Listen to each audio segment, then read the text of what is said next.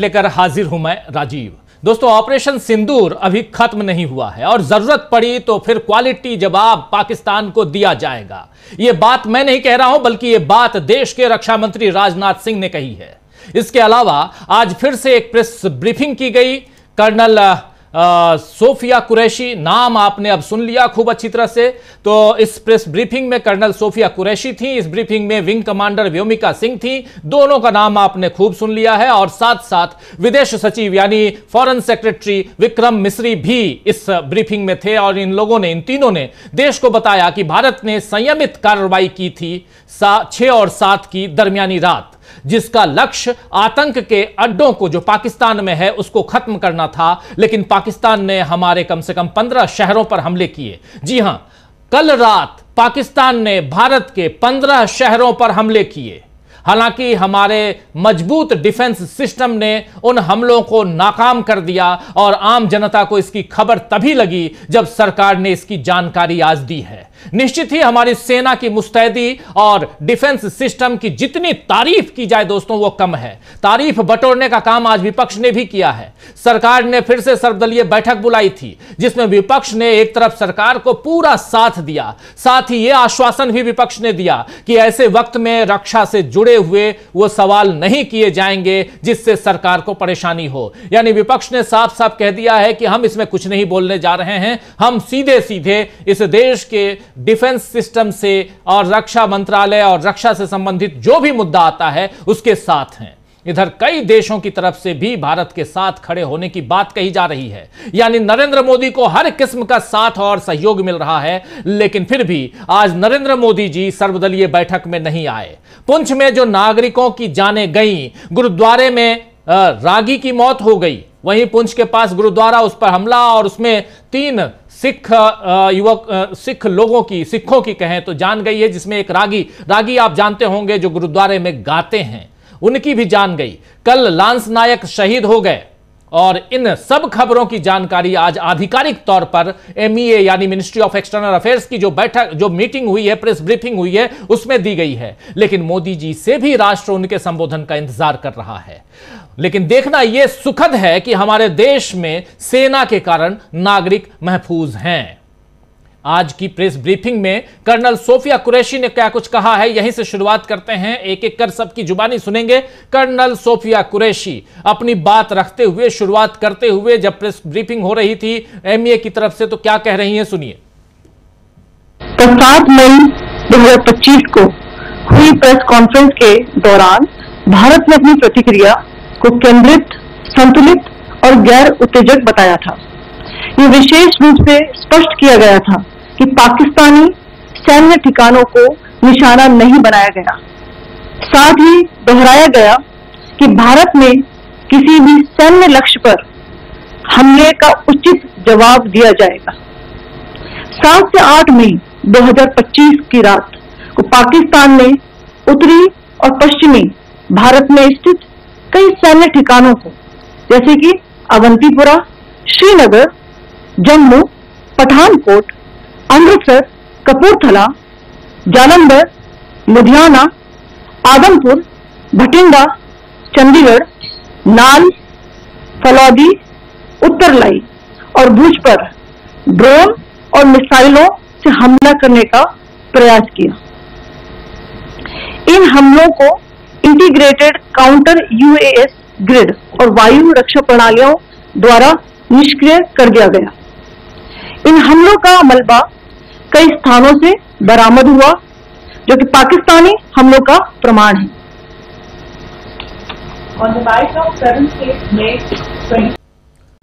तो पाकिस्तानी हमलों का प्रमाण यहां दे रही हैं कर्नल सोफिया कुरैशी और बता रही हैं कि कल रात को, यानी 7 और 8 की दरमियानी रात, पाकिस्तान की तरफ से भारत पर एक नहीं बल्कि 15 अलग अलग शहरों पर हमले किए गए। और हमारा जो डिफेंस सिस्टम काफी मजबूत डिफेंस सिस्टम है, और ये इस डिफेंस सिस्टम में S-400 लगा हुआ है जो रूस का है।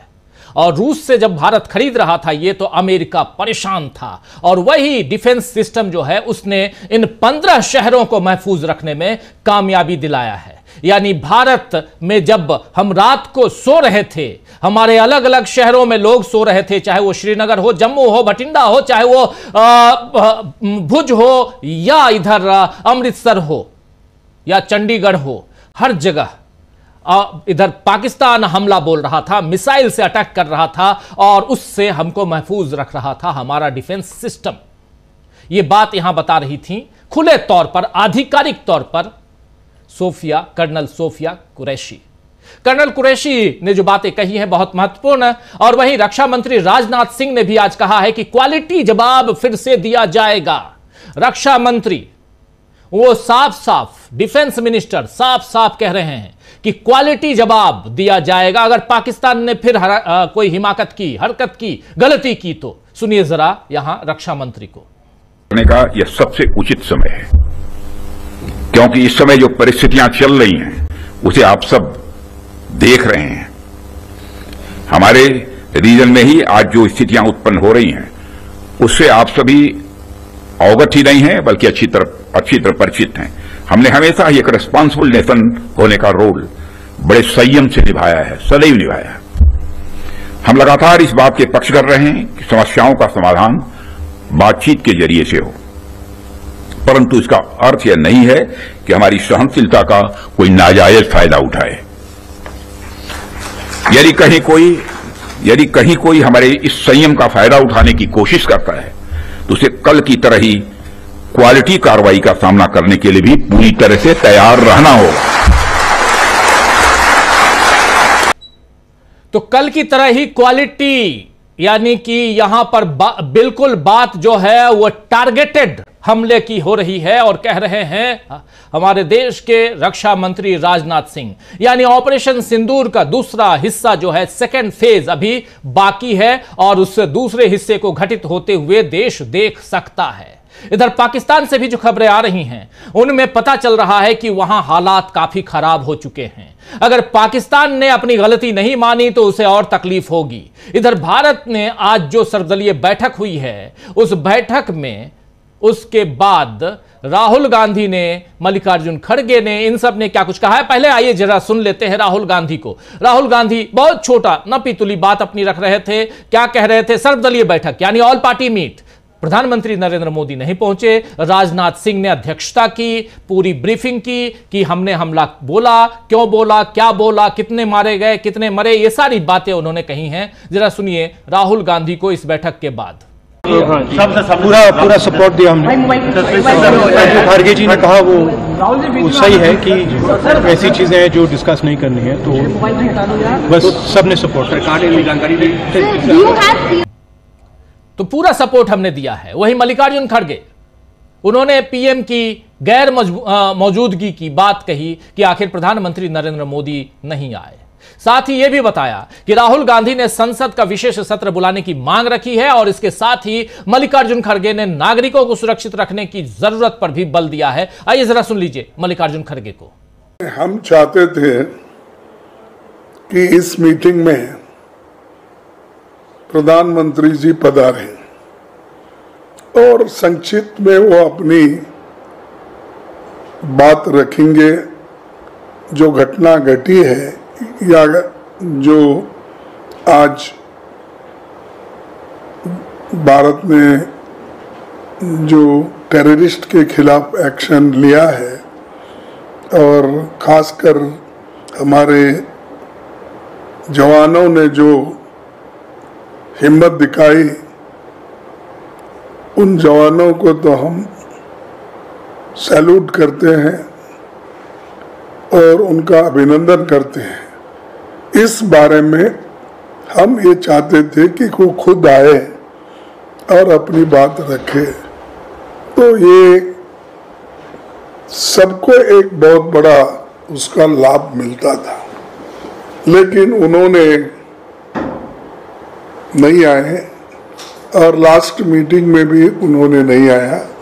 ये बड़ी दुख की बात है। जब हम सब मिलके कर रहे हैं और गवर्नमेंट को हम पूरी, जितने भी इंडिया अलायंस के गठबंधन पार्टी के लोग हैं वो पूरे थे और दूसरे जो अलायंस नहीं भी है तो दूसरे पार्टी के लोग भी एक वॉइस में सभी ने कहा कि आप आगे बढ़ो, हम आपको पूरी मदद करेंगे, हम आपके निर्णय के साथ हैं और हम आर्मी के साथ है।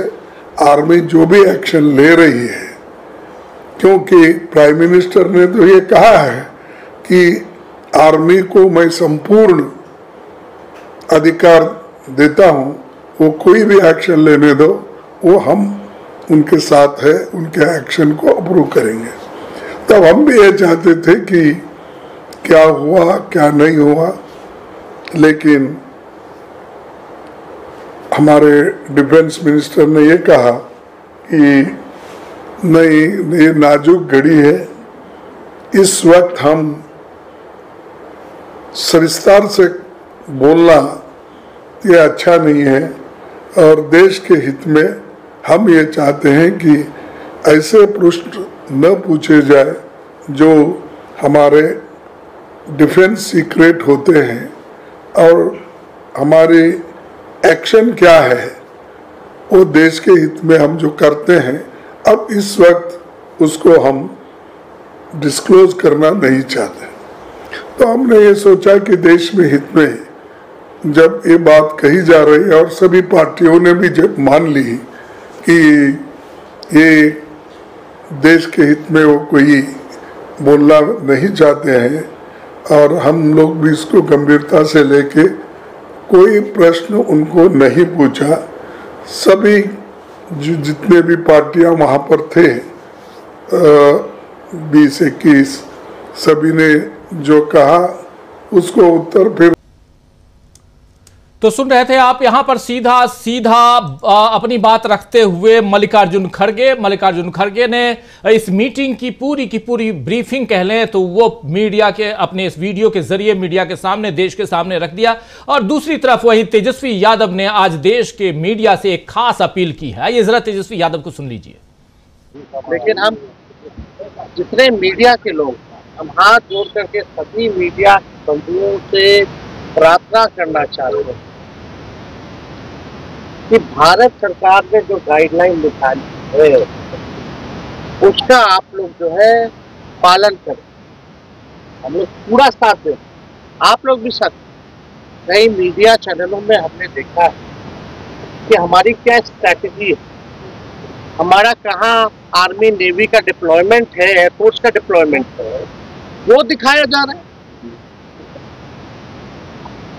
ये नहीं दिखाना चाहिए हम लोगों को। जो भारत सरकार केवल व्यूज मीडिया है, केवल व्यूज पे और स्टूडियो में ही लड़ाई लड़ती, तो हम तो ये कहेंगे कि भाई बॉम्बे में जो घटना हुई थी, जो टेररिस्ट अटैक हुआ, लाइव चलाया जा रहा था, अब आया हेलीकॉप्टर, लाइव देख करके आतंकवादी जो है उस हिसाब से अपना एक्टिविटी बदल रहे थे, तो नुकसान तो देश को हो रहा था। तो इस तरह का काम जो है, क्या स्ट्रैटेजी है, कहाँ डिप्लॉयमेंट है, इस तरह की खबरें जो है नहीं चलाना। आज जो सेना में जो लोग हैं वो किसान के बच्चे हैं, गांव में रहने वाले लोग, वो लोग देश की रक्षा कर रहे हैं। तो कम से कम हम सब लोगों को एक संवेदनशील पत्रकारिता होनी चाहिए। तो यहां बहुत वाजिब सवाल और बहुत वाजिब यहां पर समझाइश देते हुए, बताते हुए और समझाते हुए मीडिया को तेजस्वी यादव कह रहे हैं, सुने जा रहे हैं, आप सुन रहे थे, और कह रहे हैं कि आप लोग भी सब्र रखिए। जैसा पहले हुआ या जो आज कर रहे हैं वो ठीक नहीं है। मीडिया के लिए भी गाइडलाइंस है।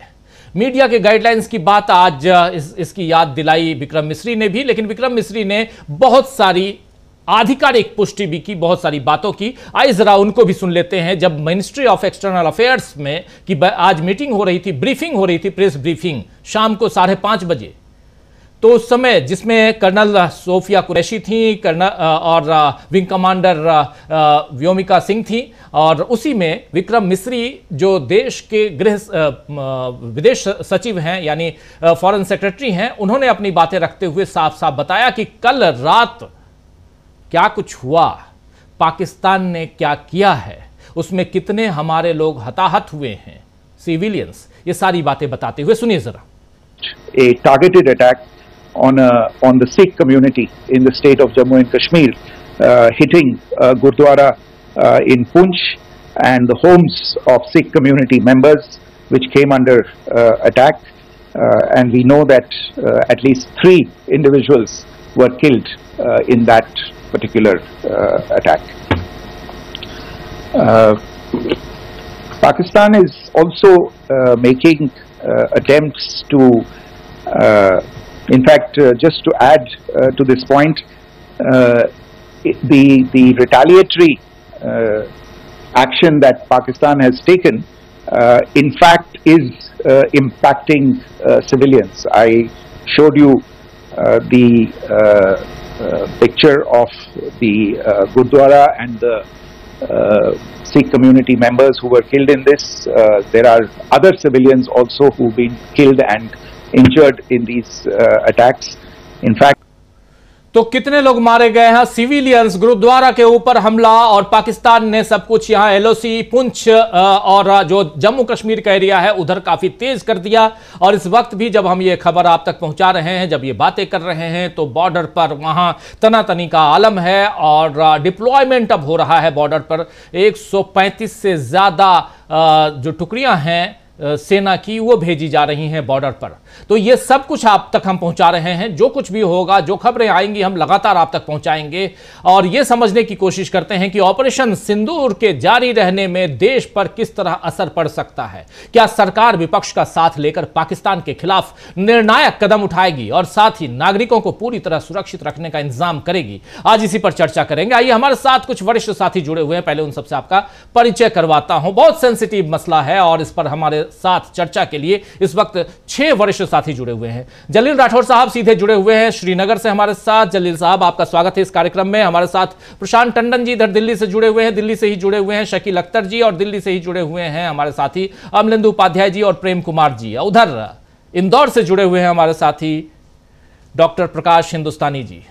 आप सभी का स्वागत है, इस्तकबाल है, स्वागत इस्तकबाल। आप तमाम दोस्त साथी शुभचिंतक, आप कहीं से भी देख रहे हों, लेकिन इतनी गारंटी जरूर दूंगा कि यहां पर बिना लाग लपेट के, बिना इधर उधर के, बिना बढ़ा चढ़ा के खबरें और उसका विश्लेषण हम आप तक देते हैं, वही रखेंगे। हमारे तमाम विश्लेषक साथी वही करते हैं।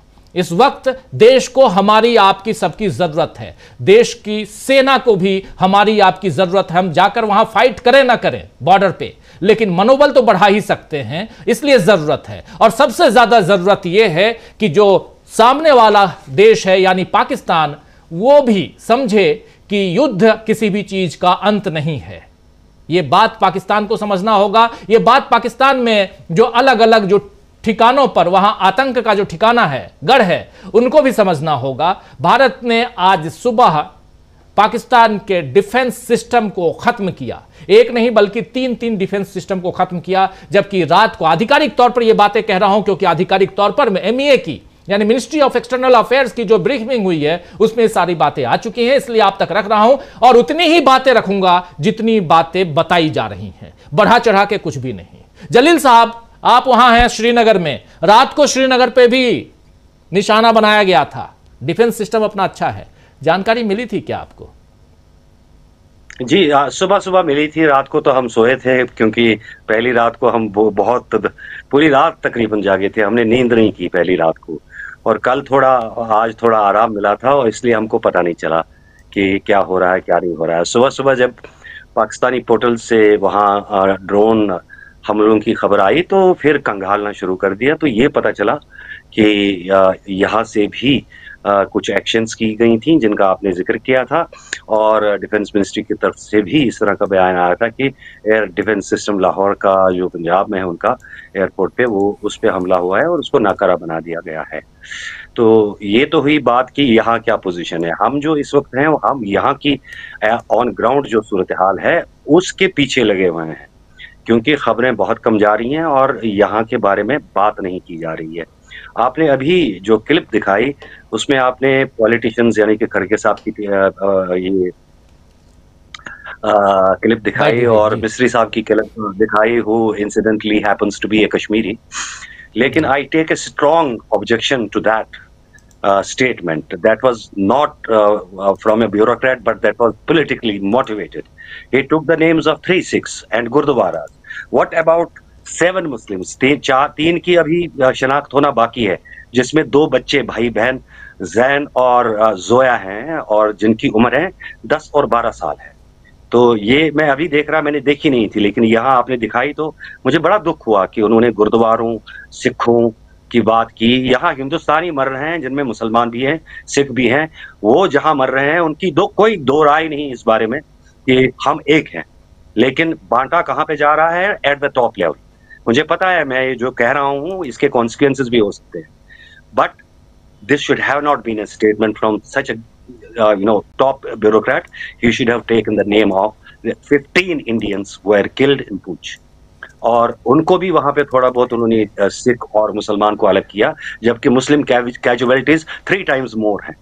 तो इस बारे में तो मैं यही कह सकता हूं। और बाकी रही कि सरहदों पे क्या सूरत हाल है, सरहदों में आग लगी हुई है और उस बारे में उस तरह की चिंताएं नहीं व्यक्त की जा रही हैं। इन 3 सिखों, 7 मुसलमानों, 4 अनआइडेंटिफाइड मौतों के बारे में वो दुख नहीं देश की तरफ से जारी किया जा रहा है।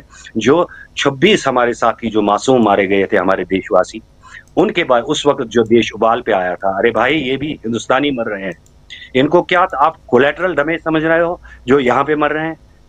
ये भी हमारे ही लोग मर रहे हैं, हिंदुस्तानी मर रहे हैं। और उनके लिए क्या ये जाना चाहिए था कि जब भी स्ट्रेटजी बन रही थी, आर्मी ने अपनी तरफ से जो भी प्लानिंग करनी थी, बहुत शानदार प्लानिंग की उन्होंने और कर भी रहे हैं, और काम भी जो उन्हें करना है वो अपने हिसाब से कर रहे हैं, उसमें कोई दो राय नहीं।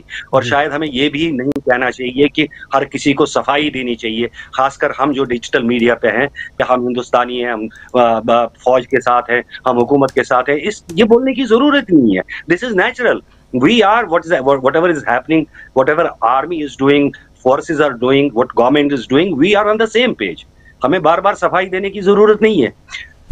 रही पॉलिटिकल सेटअप की बात, कांग्रेस जितना फ्लेक्सिबिलिटी दिखा सकता है उन्होंने दिखाई। हालांकि प्रधानमंत्री को उनसे इतनी एलर्जी है कि वो उस जगह जा ही नहीं रहे हैं, चाहे वो देश की सबसे इंपॉर्टेंट सिक्योरिटी के बारे में मीटिंग हो, लेकिन अपोजिशन के साथ बैठना उनको पसंद नहीं है। Being the father of the nation, as the prime minister of India, उनको फ्रंट से लीड करना चाहिए। इस वक्त देशवासियों का जो उत्साह है वो बढ़ाना, कॉन्फिडेंस बढ़ाना, उसके लिए उनकी जरूरत है। लेकिन हर बार वो दिखते हैं, अब जहां भी मतलब हम देखते आए हैं कि हर किसी बात में दिन भर हम प्रधानमंत्री का चेहरा देखते थे, लेकिन आज सिर्फ पोस्टरों में दिखता है। He should come out of the posters and lead nation from the front. तो ये हुई अभी जो मैं पहली टिप्पणी है, ये मैं कह सकता हूँ उसके अभी हालात के बारे में। जी जली साहब, बहुत शुक्रिया आपका। प्रशांत जी, कैसे देखते हैं आप पूरे घटनाक्रम, और उसमें भी आज MEA की ब्रीफिंग? बड़ी खबर राजीव जी ये है कि लाहौर, सियालकोट, कराची ये एयरपोर्ट बंद हो चुके हैं। लाहौर का एयर डिफेंस रडार सिस्टम ध्वस्त हो चुका है। आज सुबह जो एयरफोर्स के हमले हुए हैं उसमें ये हो गया है। और 25 किलोमीटर दूर है लाहौर वाघा बॉर्डर से। जी। बगैर एयर डिफेंस रडार सिस्टम के सियालकोट, कराची और लाहौर, उनकी एयरफोर्स अंधी हो चुकी है, उसको दिखाई नहीं देगा बिना रडार के। तो ये और अगले कुछ दिनों तक ये स्थिति रहेगी। इतना ये सिस्टम ऐसा नहीं होता कि आज खत्म हुआ तो कल, क्योंकि कंप्लीट तरीके से जो शब्द इस्तेमाल किए कर्नल कुरैशी ने, वो कल न्यूट्रलाइज कर दिया। न्यूट्रलाइज का मतलब कि वो एक क्लिनिकल लैंग्वेज है, उसका मतलब है कि ध्वस्त कर दिया।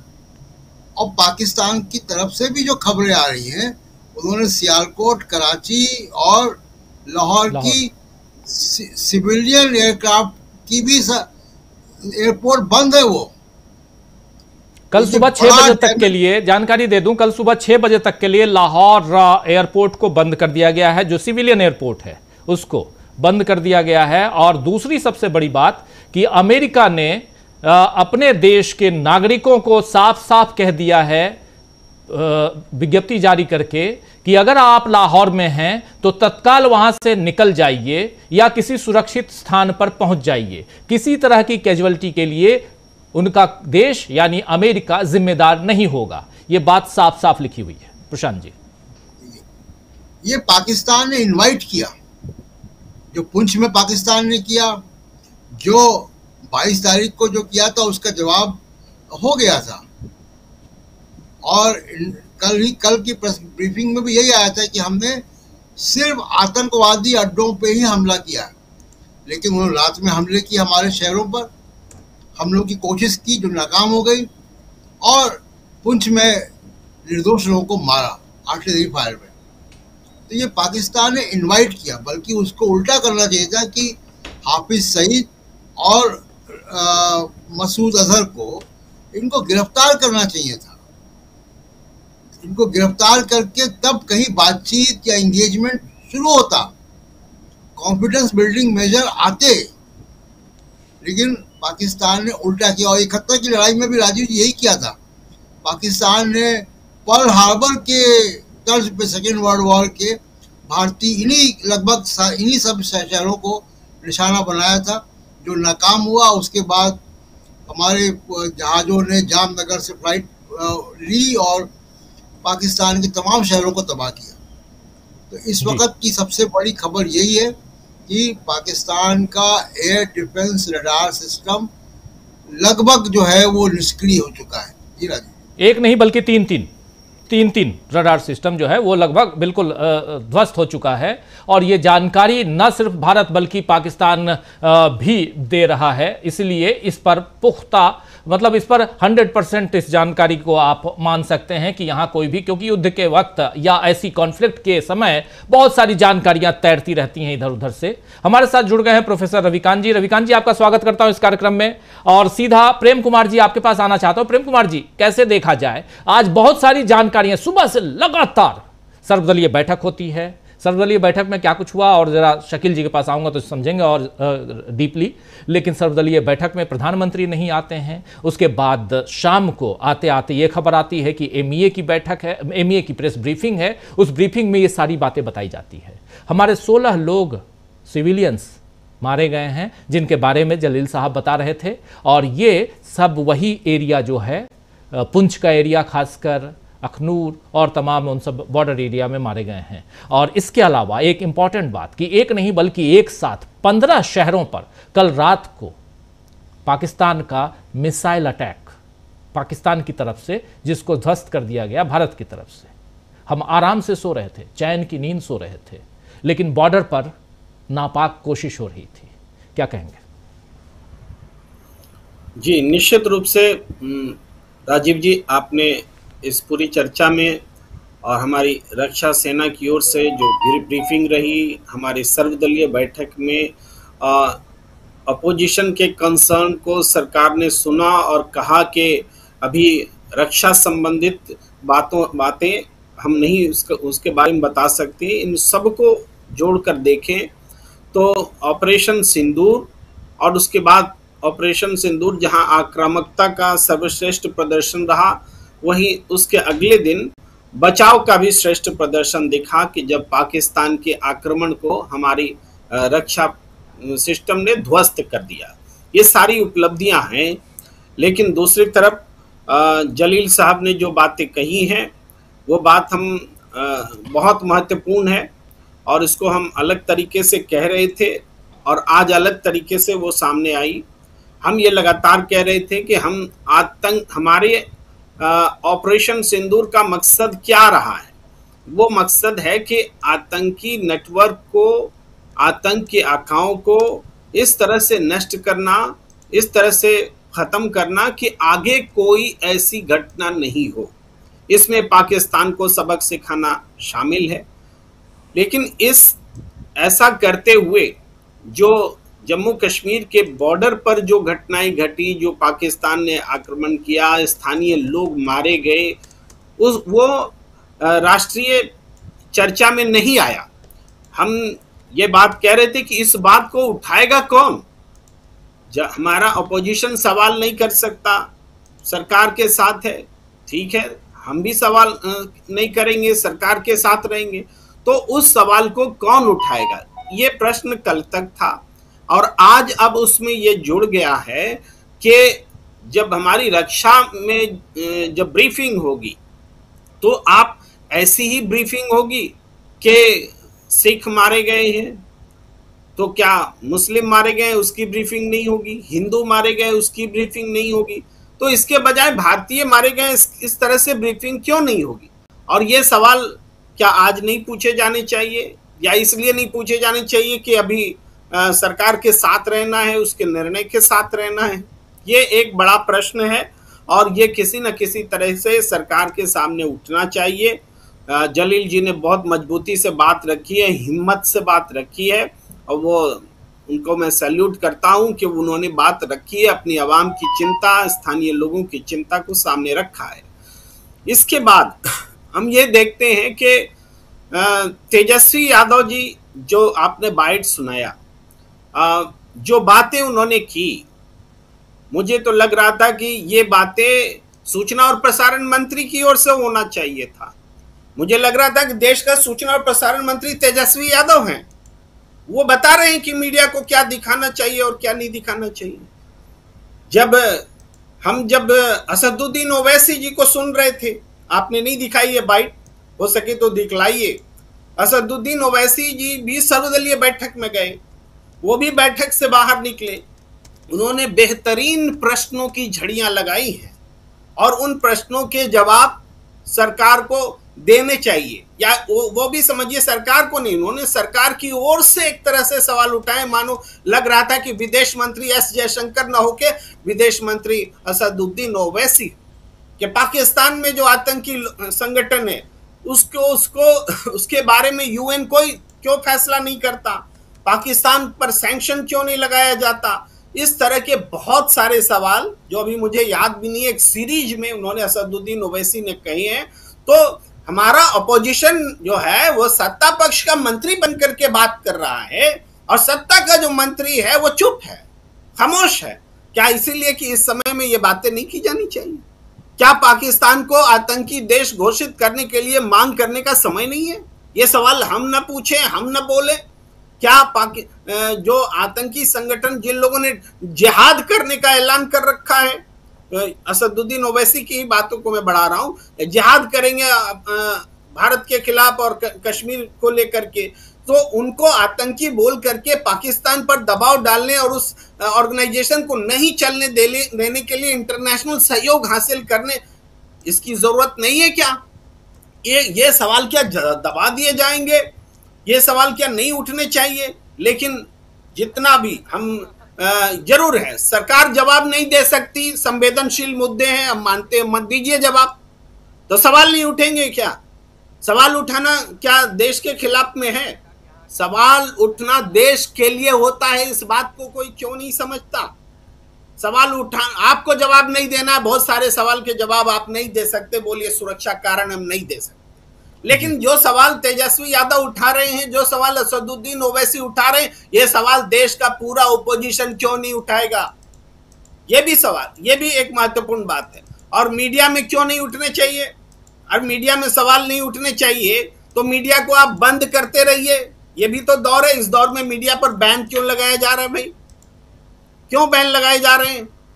ये इससे पहले भी बहुत सारी घटना हुई, ऑपरेशन सिंदूर से पहले, तो उस पर भी हमने सवाल उठाए, प्रश्न उठाए, क्यों होना चाहिए। तो अब अगर उसको इस रूप में देखा जाए कि नहीं, ऑपरेशन सिंदूर की पृष्ठभूमि में ये काम किए गए थे, तो वो बात भी आकर बोलिए कि वो ये जनरल फेनोमेना नहीं है कि हम 4 PM बंद कर रहे हैं, कि हम नेहा राठौर पर FIR कर रहे हैं, कि कुछ और कर रहे हैं। ये एक सिचुएशनल, एक थोड़े समय की बात है, थोड़ा सा सह लीजिए, इतना भी तो कहने के लिए आपको आना चाहिए। वो भी आप कहने को नहीं आते, तो हम क्या डर कर जिए अपने देश में कि हमारे ऊपर कब FIR हो जाएगा, कब हमारा चैनल बंद हो जाएगा, कौन सी बात बोले, कौन सी बात न बोले। ये डर का माहौल हमारे देश में जो हो रहा है, या नहीं होना चाहिए, ये बात भी कहने की जरूरत है। इसी तरीके से जो हुआ है, रिटेलिएशन हुआ है, उसमें देश एकजुट है, ऑल पार्टी मीटिंग हुई, सबने समर्थन दिया है पूरी दुनिया को संदेश गया है कि हिंदुस्तान यूनाइट हो करके कोई बात कर रहा है। ये बहुत बड़ा, इसके लिए सरकार ऋणी है। इसको किरण रिजिजू के बयान में दिखता है कि वो मान रहे कि वेलकम कर रहे हैं कि हाँ अपोजिशन हमारे साथ है, तारीफ भी कर रहे हैं। लेकिन अपोजिशन की इस शक्ति का इस्तेमाल हमारी सरकार आगे सही से करे, ये जरूरी है। और उस उदाहरण में जिसमें वो कहते हैं कि सिख मारे जा रहे हैं और मुसलमान का नाम नहीं लेते, ये दिखता है कि वायोलेशन है। उस जो समर्थन देश से उनको मिल रहा है उस समर्थन का सदुपयोग नहीं है वो। तो जब आप सदुपयोग नहीं करोगे तो समर्थन की ताकत भी आपके देश को कमजोर करेगी। तो देश को मजबूत होने के लिए केवल नागरिकों से अपेक्षा आप रख रहे हैं, सरकार के तौर पर आपसे अपेक्षा ज्यादा है। भैया आप, हमें तो कोरोना का भी समय याद आता है, उस समय भी ब्रीफिंग लेके चले आते थे कि मजलिस से निकले लोगों से पहले से इतने कोरोना हुए, ऐसे हुए वैसे। उस समय भी मुसलमान को दोष दिया जाता था और आज मुसलमान कुर्बानी दे रहा है तो उसका नाम नहीं ले रहे हो। ये दोहरे तरीके से सरकार तो बात नहीं कर सकती ना, राजनीतिक लोग करते हैं, वो भी सही नहीं ठहराया जा सकता, लेकिन सरकार को तो करना ही नहीं चाहिए। ये बात मैं कहना चाहता हूं राजीव जी। जी बिल्कुल बिल्कुल। आइए जरा असदुद्दीन ओवैसी की बाइट की बात आप कर रहे थे, जरा उसको सुन लेते हैं। असदुद्दीन ओवैसी की बाइट जरा मैं अपनी टीम को कहूँगा जल्दी से सुना दें और फिर आता हूँ प्रोफेसर रविकांत जी के पास। जरा सुनिए पहले। ऑल पार्टी मीटिंग में मैंने कॉम्प्लीमेंट किया हमारी आर्म फोर्सेस को और भारत सरकार को कि उन्होंने एक ऑपरेशन सिंदूर को अंजाम दिया। मैंने अपनी बात में ये कहा कि एक इंटरनेशनल कैंपेन हमको चलाना चाहिए टीआरएफ के खिलाफ, और ख़ास तौर से सिक्योरिटी काउंसिल इसको डेजिग्नेट करे और हमको यूनाइटेड स्टेट्स ऑफ अमेरिका को ये बताना है कि वो अपने ही मुल्क में इसको फॉरेन टेररिस्ट ऑर्गेनाइजेशन डेजिग्नेट करे। और क्योंकि आप देखेंगे फरवरी 2025 में हाफिज सईद के बेटे हाफिज अब्दुल रऊफ की एक स्पीच है पीओके में, जिसमें उसने कहा कि 2025 तमाम साल हम लोग जिहाद करेंगे। तो ये जिहाद का नाम लेकर, ये भारत में गलत नाम लेकर कत्ल करना चाहते हैं, आतंक फैलाना चाहते हैं। तो यूएस को हम रिक्वेस्ट करें, उनको लॉबी करें कि ये टीआरएफ को एक फॉरेन टेररिस्ट ऑर्गेनाइजेशन बनाए, पाकिस्तान को एफएटीएफ के ग्रे लिस्ट में डाला जाए। यूनाइटेड किंगडम से हमने ट्रेड डील किया है, अब क्या क्या बहुत सी चीज़ें कम हो जाएंगी, टैरिफ कम होगा। तो हम यूके गवर्नमेंट से कहें कि वो भी टीआरएफ को बैन करें और यूके ट्रेजरी पाकिस्तान को सैंक्शन करे। यूनाइटेड स्टेट्स से हम ट्रेड डील करने जा रहे हैं और यूएस प्रेसिडेंट ने कहा कि 0 टैरिफ होगा एग्रीकल्चर पर। तो ये मोर द रीजन है कि हम यूएस भी इसको कबूल। तो यहां एक एक पॉइंट लेकर आए हुए थे, आप बिल्कुल सही कह रहे थे प्रेम कुमार जी, एक एक पॉइंट लेकर आए थे Asaduddin Owaisi. All party meet के बाद, ऑल पार्टी यानी सर्वदलीय बैठक के बाद असदुद्दीन ओवैसी ने जब मीडिया से बात की, अपनी बात रखी, तो उन्होंने टीआरएफ से लेकर तमाम मसलों पे और उसके अलावा अमेरिका के साथ जो टैरिफ डील है उस पर भी बातें अपनी रखी हैं और कैसे विश्व समुदाय को अपने पाले में किया जाए, ये सारी बातें। तो सही आप कह रहे थे कि विदेश मंत्रालय का काम असदुद्दीन ओवैसी यहां करते हुए नजर आ रहे थे। लेकिन प्रोफेसर रविकांत जी, जरा आपसे समझना चाहता हूं, दिन भर के घटनाक्रम में बहुत तेजी से बदलाव, कुछ खबरें आती हैं बाद में, वो हम आप तक पहुंचाते हैं, कुछ खबरें रहती हैं, लेकिन जब तक उन खबरों पर मुहर न लग जाए रखना अभी ठीक नहीं है, इसलिए नहीं रखता। प्रोफेसर रविकांत जी। देखिए राजीव जी, सबसे पहले तो मैं बहुत आपका शुक्रिया अदा करूंगा, इसलिए कि सही खबर के लिए, वरना हंगामा तो उधर बरपा हुआ है और किस किस कदर का झूठ परोसा जा रहा है। मतलब एक ऐसे दौर में जब देश संकट में है, तब भी आप झूठ परोसने से बाज नहीं आ रहे हैं। माने आप व्यापार करने में इतना गिर गए हैं, ये अंबानी और अडानी के चैनल्स, कि वो देश की मर्यादा को भी दांव पे लगा दे रहे हैं। इसलिए मैं आपका शुक्रिया अदा कर रहा हूं सच दिखाने के लिए, और बहुत धैर्य के साथ, बिना किसी उत्तेजना के हम लोगों को खबर का विश्लेषण करना है और देश के लोगों को आगाह करना है। सरकार की सराहना भी करनी है और सरकार से जवाब भी लेना है। इसलिए यह बहुत जरूरी हो जाता है मीडिया की भूमिका, और देश बंधु का मैं इसलिए शुक्रिया अदा कर रहा हूं। आज दिन भर जो हुआ उसे हम लोगों ने बखूबी बहुत जिम्मेदारी के साथ देखा और महसूस किया कि किस तरह से पाकिस्तान अपनी हरकत से बाज नहीं आ रहा है, और भारतीय जो सेना है वो पूरे जाबाजी के साथ अपने शौर्य का और पूरे होशो हवास के साथ, देखिए हमें पूरी दुनिया को मुंह दिखाना है। भारत बहुत जिम्मेदार देश है और मैं समझता हूं कि ये सरकार भी इस बात को महसूस करती होगी कि जो मयार खड़ा किया जवाहरलाल नेहरू ने, इंदिरा गांधी ने जो ताकत दिखाई पूरी दुनिया को और भारतीयता को बरकरार रखते हुए अपनी नैतिकता को भी बरकरार रखा, ये वो देश जहां डॉक्टर मनमोहन सिंह को पूरे देश में सम्मान मिलता था, एक बेहद ईमानदार और बेहद प्रबुद्ध एक देश के प्रधानमंत्री के रूप में। हम लोग यही चाहते हैं कि देश में कोई भी सरकार हो, कोई भी प्रधानमंत्री हो, उसकी मर्यादा और देश का सम्मान हमारे लिए बराबर है, और हम यही चाहते हैं कि दुनिया में हमारा सर ऊंचा रहे, कभी हमें सर झुकाना न पड़े, शर्मिंदगी ना उठाना पड़े। बिल्कुल। युद्ध के दौर में भी हमारी ये जिम्मेदारी है कि नागरिकों के साथ अन्याय ना हो। जो गलत लोग हैं, जो ट्रेनिंग सेंटर हैं, जो लंच पॉड हैं, वहां पे बेशक कार्रवाई होनी चाहिए, लेकिन चाहे वो नागरिक इस देश के हों या पाकिस्तान के हों, जो निर्दोष लोग हैं उनके साथ नाइंसाफी नहीं होनी चाहिए। उनकी जान उतनी ही महत्वपूर्ण है, और हमारी सेना को कोई गफलत नहीं होनी चाहिए, मतलब कहीं से कोई मिस इन्फॉर्मेशन नहीं आनी चाहिए, जैसे अभी चल रहा है गोदी मीडिया पर, और उसकी बड़ी जिम्मेदारी विपक्ष के लोग उठा रहे हैं। जो अभी शायद प्रेम कुमार जी ने कहा था कि सूचना प्रसारण मंत्री की भूमिका अदा कर रहे हैं साहब तेजस्वी यादव, असदुद्दीन ओवैसी, जिनके बारे में गोदी मीडिया ने क्या क्या नहीं कहा। ओवैसी साहब बेहद प्रबुद्ध, बहुत संविधान के बड़े ज्ञाता हैं, हम उनकी विचारधारा से, उनकी राजनीतिक शैली से असहमत हो सकते हैं, यह हमारा अंदरूनी मामला है, लेकिन आज जिस तरह से उन्होंने पूरी जिम्मेदारी के साथ सवाल खड़े किए, पाकिस्तान को कटघरे में खड़ा किया, पाकिस्तान के जो आतंकवादी संगठन है उनको बैन लगाने की बात की, इसको सैल्यूट किया जाना चाहिए। हम लोग तो हमेशा से ये करते रहे, लेकिन सत्ता पक्ष के द्वारा भी सैल्यूट किया जाना चाहिए। और ओवैसी साहब ने ये बता दिया है कि उनकी विरासत क्या है, वो कहां से निकल करके आ रहे हैं। वो सिर्फ बैरिस्टर नहीं है, उनकी अपनी विरासत, वो हैदराबाद वाली पूरी, जिसने देश को क्या दिया था तब विभाजन के समय और देश जब एक हो रहा था उस समय।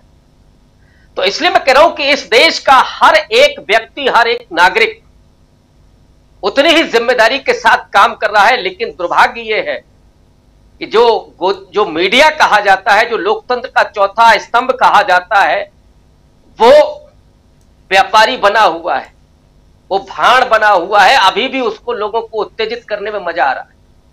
ये मजा का समय नहीं है, ये जिम्मेदारी का समय है। मैं ये भी नहीं कह रहा हूं कि आपको गमगीन होना, नहीं, बिल्कुल नहीं, लेकिन ये भी नहीं होना चाहिए कि हम खबर को गलत तरीके से बेच रहे हैं, लोगों को उत्तेजित कर रहे हैं। ये जिम्मेदारी का समय, और कोई भी देश, कोई भी दुनिया खून खराबा कभी नहीं चाहती,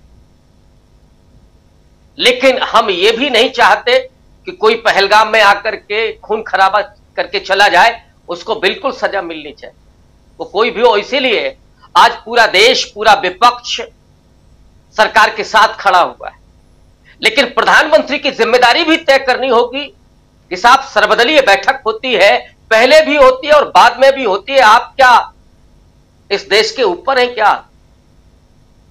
प्रधानमंत्री की जिम्मेदारी बनती है कि सर्वदलीय बैठक में न सिर्फ शामिल हो, बल्कि क्या आज प्रेस को वो एड्रेस नहीं करेंगे? आपने 11 साल में नहीं किया होगा, लेकिन आज संकट की घड़ी है, क्या आज भी आप एड्रेस नहीं करेंगे? लोगों को नहीं बताएंगे कि हमारी सेना का शौर्य क्या है और पाकिस्तान की हरकत क्या है? ये कौन बताएगा? गोदी मीडिया पर ये आपने जिम्मेदारी छोड़ रखी है।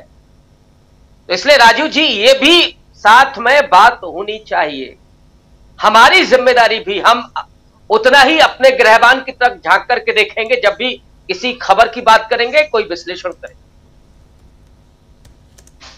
तो गोदी मीडिया से लेकर के और सरकार, मैं सराहना करूंगा इस देश के विपक्ष की और डीबी लाइव जैसे तमाम उन चैनल्स की कि जिन्होंने बहुत धैर्य और गंभीरता के साथ, बहुत ईमानदारी के साथ, पूरी प्रतिबद्धता के साथ आज के समय के सच को और पूरे संवेदनशीलता के साथ दिखाया और सरकार के साथ में खड़े होकर के देश के, आज सरकार हमारे लिए देश है।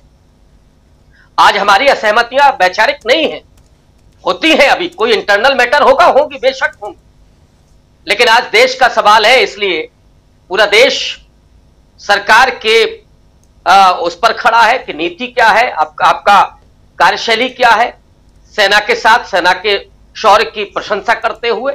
लेकिन जो जिम्मेदार लोग हैं उनकी जिम्मेदारी भी तय होनी चाहिए। आज भी थेथराई नहीं चलेगी, यह भी बहुत स्पष्ट होना चाहिए। राजीव जी, शकील जी के पास आना चाहता हूं। शकील जी, कैसे देखा जाए सर्वदलीय बैठक में क्या कुछ हुआ, जरा आपसे और समझूं। उसके बाद आखिर वहां उन्होंने, मल्लिकार्जुन खड़गे ने अपनी बात रखी थी सर्वदलीय बैठक से निकल के, लेकिन बाद में उन्होंने वीडियो भी जारी किया, इसके क्या मायने हैं? देखिए, सर्वदलीय बैठक में जो हमने कल कहा था और कल CWC में इस बारे में बात हुई थी, वहाँ भी राहुल गांधी ने संसद का विशेष सत्र बुलाने की मांग की। इससे पहले भी राहुल गांधी और मल्लिकार्जुन खड़गे ये मांग कर चुके हैं। संसद का विशेष सत्र बुलाया जाना बहुत ज़रूरी है, जो हम सब बात कर रहे हैं, ताकि वो सारी की सारी बातें वहाँ हो सके, सारे सांसद बोल सके, लोकसभा और राज्यसभा के, और वहाँ पे प्रधानमंत्री आके अपना जवाब दे सके और देश को बता सके। देखिए, स्थिति जो है बहुत नाजुक है, बहुत गंभीर है। ये सारा ऑनगोइंग प्रोसेस चल रहा है, अभी कुछ भी कहने की स्थिति में कोई नहीं है। आज आपने देखा होगा जो आप प्रेस ब्रीफिंग दिखा रहे थे, उसमें कर्नल सोफिया कुरैशी और wing commander Mimika Singh combat uniform में आई थी। कि कॉम्बैट यूनिफॉर्म जो है ये आम यूनिफॉर्म नहीं होती है, फौज की लड़ाकू वर्दी इसको कहा जाता है। पाकिस्तान ने जिस तरह रात को हमले किए और उसके बाद हमें उसका जवाब देना पड़ा, उन्हें रोकना पड़ा, तो ये पाकिस्तान इस स्थिति को कहां तक ले जाएगा अब कहना मुश्किल लग रहा है। कल ये लग रहा था कि पाकिस्तान शायद चीज़ों को समझेगा और अपने घर में जो माहौल है उसके प्रभाव में नहीं आएगा, लेकिन अब लग रहा है कि डोमेस्टिक प्रभाव में पाकिस्तान के शासक आते जा रहे हैं और भारत के ऊपर जो है कार्रवाई करने की कोशिश कर रहे हैं। एक इसका बहुत बड़ा जो उदाहरण है, जो बड़ी तस्वीर है, वीडियो है, वो सामने आया और वो पाकिस्तान उससे बहुत बुरी तरह घिर चुका है। मुरीदके में LET के कमांडर हाफिज अबू रहीफ का जो जनाजा है, जो वो आतंकवादी हमले में मारे गए, उसमें पाकिस्तान की सेना और पाकिस्तान के पुलिस DG रैंक के वो वहां पे आके उनको श्रद्धांजलि दे रहे हैं। आतंकवादी, घोषित आतंकवादी, और उसको श्रद्धांजलि देना जो है, उसके फोटो आना, उसके वीडियो आना, ये पाकिस्तान को तो मुश्किल में डालेगा ही, लेकिन ये सबूत सामने आ रहा है कि आतंकवाद से पाकिस्तान अपना पीछा छुड़ाने को तैयार नहीं है, छुड़ा नहीं पा रहा है, और ये उसके लिए सबसे खतरनाक बात है। अभी जो कहा ओवैसी ने, वो यही बात कही, उनका जोर इसी बात पे था कि पाकिस्तान को अपने आतंकवादियों से पीछा छुड़ाना पड़ेगा। देखिए, पाकिस्तान आज की तारीख में हर हाल में एक फेल स्टेट होने की तरफ और तेजी के साथ बढ़ता चला जा रहा है। 70-75 साल में वो किसी भी क्षेत्र में कामयाबी नहीं दिखा पाया। उसके पास केवल एक ही चीज है कि हिंदुस्तान के खिलाफ माहौल बनाओ और उसके जरिए अपने लोगों को बहकाते रहो, और उसका नुकसान आज उसे बहुत बुरी तरह उठाना पड़ा। 22 अप्रैल की घटना थी और उसके बाद कल 7 मई को भारत ने बड़ा लिमिटेड और टारगेट के साथ अटैक किया था, केवल आतंकवादी ठिकानों के ऊपर बोल के कि हम कोई उकसाने वाली कार्रवाई नहीं कर रहे हैं, हम किसी नागरिक क्षेत्र में नहीं जा रहे हैं, सैनिक क्षेत्र में भी नहीं जा रहे हैं।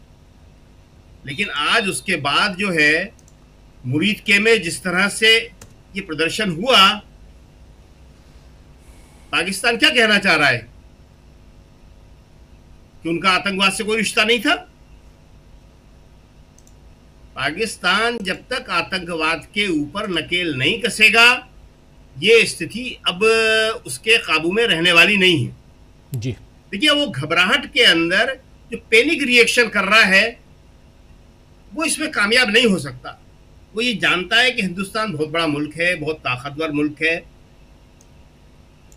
1965 से लेके, दरअसल हुआ तो 1947 से शुरू था, जब कश्मीर के अंदर उन्होंने कबायलियों के जरिए घुसपैठ की कोशिश की थी। उसके बाद 65, 71, फिर करगिल, हर बार उसे मुंह की खाना पड़ी। उसके पास ले देख के सिर्फ एक या दो चारे बचते हैं, तरीके बचते हैं जिनका उपयोग करता है वो। एक, जैसा कि कल हमारे विदेश सचिव ने कहा था, विक्रम मिस्री ने, कि पहलगाम उसने किया ही इसीलिए था कि हिंदुस्तान के अंदर हिंदू मुस्लिम माहौल बनाया जाए और पाकिस्तान बनाने की कोशिश कर रहा है, और हमारे अपने लोग जो हैं वो भी कोशिश कर रहे हैं। मतलब आज जो है गोदी मीडिया, भक्त और बीजेपी भी शामिल है उसमें। उनके निशाने पर कौन है? मुसलमान, कश्मीरी, कांग्रेस अध्यक्ष मल्लिकार्जुन खड़गे, नेता प्रतिपक्ष राहुल गांधी। आपने देखा होगा दूरदर्शन चैनल के ऊपर खड़गे जी को गद्दार लिखा गया है। खड़गे जी गद्दार हैं। जब खड़गे जी गद्दार हैं तो फिर क्या बचता है? कांग्रेस ने नोटिस दिया है कानूनी, कांग्रेस कड़ी कार्रवाई करने जा रही है इसके खिलाफ। राहुल गांधी और खड़गे जी खड़े हुए थे, अपनी बात कह रहे थे। उसके लिए मीडिया लिख रहा है कि इनके चेहरे क्यों उतरे हुए हैं। कल जब ये ऑपरेशन सिंदूर के बाद, अरे चेहरे उतरे हुए। कांग्रेस जिस तरह से समर्थन दे रही है, 70, यही बातें हैं हम जो कहते हैं कि हम कहना नहीं चाहते, मगर ये लोग कहलवाते हैं। 70 साल में आज तक बीजेपी ने कभी इस तरह विपक्ष की भूमिका निभाई है? आज भी खड़गे जी ने बाहर निकल के कहा पूरा सहयोग। प्रधानमंत्री के ना आने पर भी उन्होंने कहा ठीक है, हम सवाल उठा रहे हैं, कोई बात नहीं, सब माफ है। क्यों? क्योंकि देश वाकई एक गंभीर स्थिति में है और कांग्रेस उसको समझ रही है जी। लेकिन हो क्या रहा है कि आप यहां पे भी मुसलमान, सिख, हिंदुओं को अलग अलग कर रहे हैं। आप बता रहे हैं कि इतने सिख मारे गए। अब माफी के साथ कहना पड़ता है कि यही सरकार, यही भक्त, यही मीडिया इन्हीं सिखों को आतंकवादी कह रही थी जब ये किसान आंदोलन कर रहे थे। कितना दुखद था। मवाली कह रही थी, खालिस्तानी कह रही थी। देखिए, कृपया ऐसा मत कीजिए। हिंदुस्तान की ताकत इसकी मिलीजुली संस्कृति है और पाकिस्तान इसीलिए हर बार यहां पे मात खाता है। कश्मीर में भी उसने मात खाई। कश्मीर में 89 से शुरू हुआ था, 36 साल हो गए, 37 साल। पाकिस्तान सफल नहीं हो पाया वहां। 47 में कोशिश की थी उसने कबायलियों को पहुंचा के। शेख अब्दुल्ला लड़े थे उनके खिलाफ डंडों से, शेर कश्मीर कहलाए वो। आज भी कामयाब नहीं हो पाया पाकिस्तान।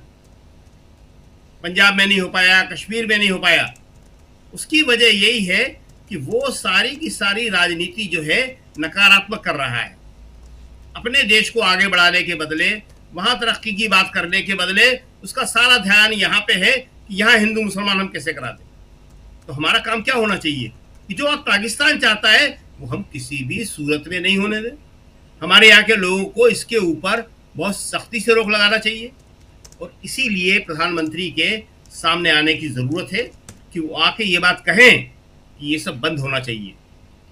बिल्कुल, सबने मिलके लड़ाई लड़ी है, सब मिलके लड़ रहे हैं, तभी पाकिस्तान कॉर्नर हो रहा है। और पाकिस्तान को कॉर्नर करने के लिए ये बहुत जरूरी है कि यहाँ पे जिस तरह से हमारे समझ के बाहर ये बातें हैं कि मुसलमान क्यों इनके निशाने पे है, कश्मीरी क्यों इनके निशाने पे है। कश्मीरी तो खड़ा हुआ पूरा का चलिए इस पे बात करेंगे, इन सब पे बात करेंगे और पूरा 365 दिन हम लोग इस पे बात करते हैं। लेकिन आज जरा बात टेक्निकली उस पे आना चाहता हूं और जलील साहब ने इस पर अपनी बात रखी है, बहुत इंपॉर्टेंट, मैं इसको नकार नहीं रहा हूं, लेकिन थोड़ा चूंकि मामला जो है वो बहुत सेंसिटिव हो चुका है, युद्ध की कगार पे हम हैं और रात को एक नहीं बल्कि 15-15 ड्रोन और 15-15 शहरों पे ड्रोन और मिसाइलों से हमारे ऊपर अटैक किया जाता है, तो ये और भी गंभीर मामला हो जाता है। और बाकी इंटरनल चीज़ों को उस पर हम लोग लगातार चर्चा करते हैं शकील साहब, हम लोग उस पर करेंगे, बिल्कुल बात करेंगे। और देखिए 15 शहर जो हैं उसमें अवंतीपुरा है, श्रीनगर है, जम्मू है, पठानकोट है, अमृतसर, कपूरथला, जालंधर, लुधियाना, आदमपुर, भटिंडा, चंडीगढ़, नाल, फलौदी, उत्तरलाई और भुज, ये 15 शहर छोटे मोटे नहीं हैं, पूरा ऊपर से लेकर नीचे तक, जहां पर जलील साहब है श्रीनगर, वहां से लेकर नीचे तक भुज तक, तो छोटी घटना नहीं हो सकती। एक साथ इन 15 शहरों पर मिसाइलों से और ड्रोन से अटैक करना, ये छोटी घटना नहीं कही जा सकती। उसके बाद भी हम शांत और इस कार्यक्रम को कर रहे हैं आज शांतिपूर्ण, तो हमारा डिफेंस सिस्टम बहुत मजबूत है, ये इसका प्रमाण है। रही बात कितने, कौन, किस कौम का, किस समुदाय का, ये देश तो उसमें बट चुका है और उसको खूब बांटा गया है।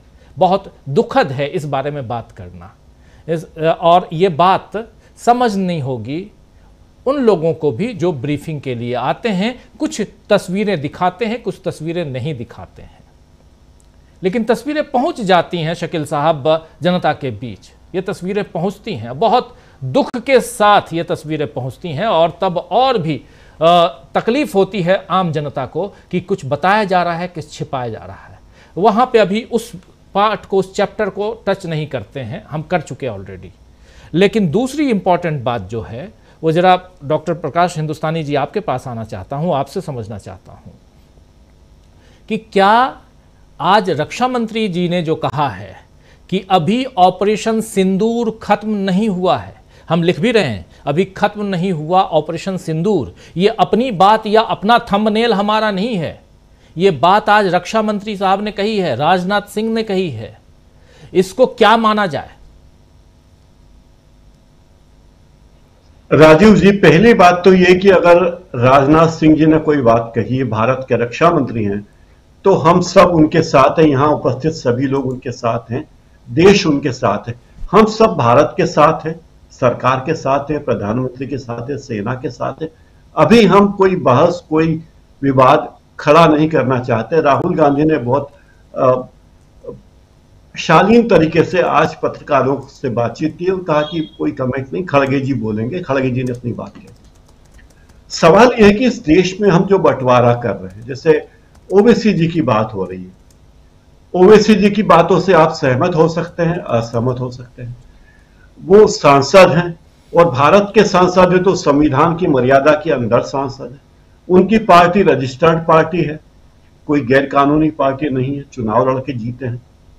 तो ये हमें जानना चाहिए कि इस देश में सारे लोग जो भी हैं, हम सब एक हैं और हमारा लक्ष्य एक है। व्यक्तिगत विवाद, मतभेद अपनी जगह है।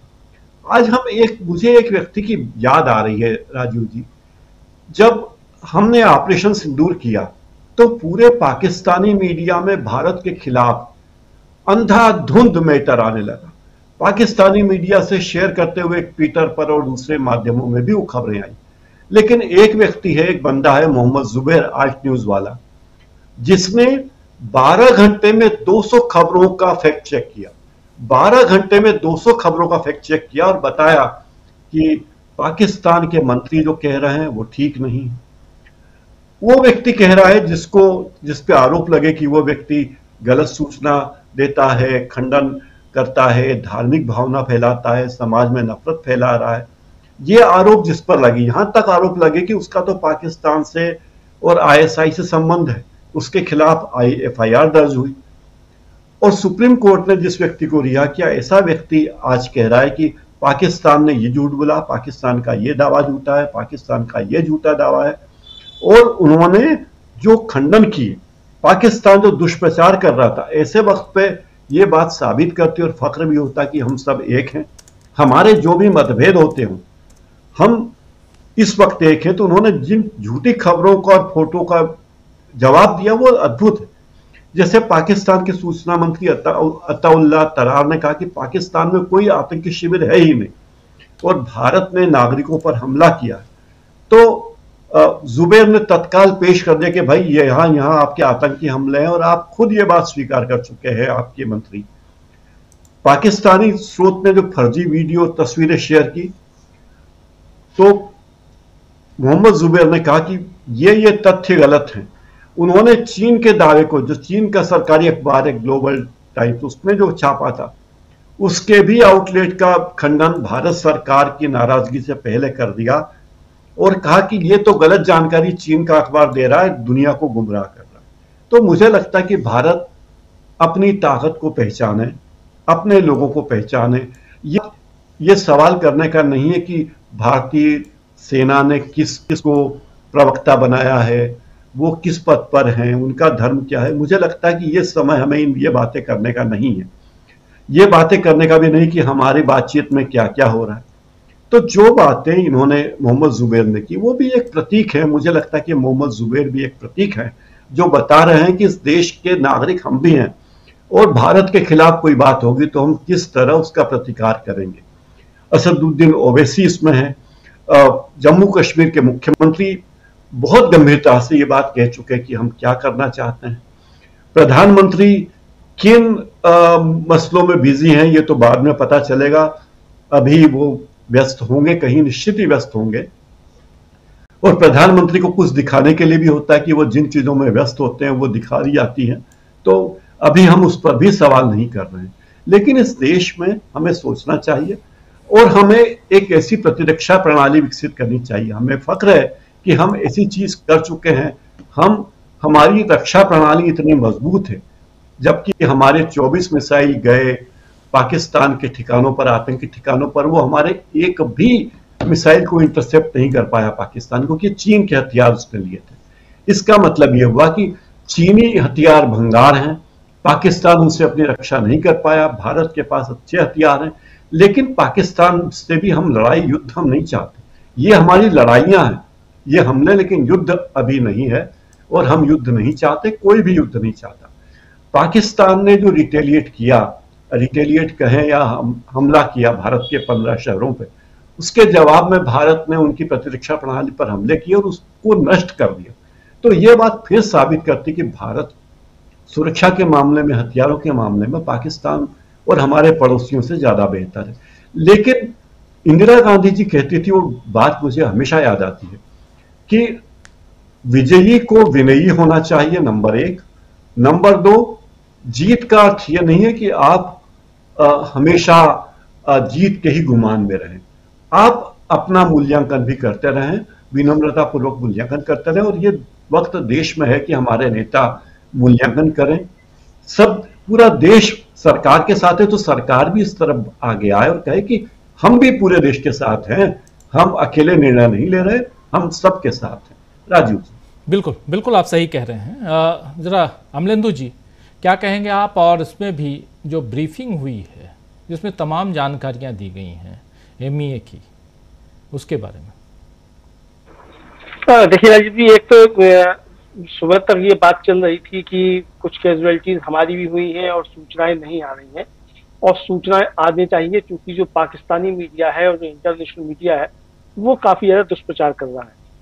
और उसके बाद पहले विज्ञप्ति आती है सरकार की तरफ से, और उसमें बताया जाता है कि किन किन शहरों पर पाकिस्तान की तरफ से हमले हुए, और बाद में शाम को फिर प्रेस कॉन्फ्रेंस करके बताया जाता है कि किन किन जगहों पे हमले हुए और उसका किस तरीके से जवाब हमने दिया, पूरी बात विस्तार से आ जाती है। तो जाहिर सी बात है राजीव जी की सूचनाएं आ रही हैं, देर से आ रही हैं, लेकिन आ रही हैं तो वो उसी तरीके से आ रही हैं। हम लोग भी राजीव जी जिसमें दिन में ब्रेकिंग कर रहे थे उसमें खबरें आई, लेकिन वो और मीडिया आउटलेट्स की खबरें थी, तो हमने भी जब उनको बताया तो यही कहा कि हम इसकी पुष्टि तब तक नहीं करते इन खबरों की जब तक कि आधिकारिक इसकी पुष्टि नहीं आ जाएगी, सरकार की तरफ से कोई वक्तव्य नहीं आ जाएगा, क्योंकि ये समय सूत्रों के हवाले से कोई भी खबर देने का नहीं है। बिल्कुल भी सूत्रों के हवाले से बहुत सी खबरें कंडम भी हो सकती हैं, बहुत सी खबरों का गलत तरीके से इस्तेमाल भी हो सकता है।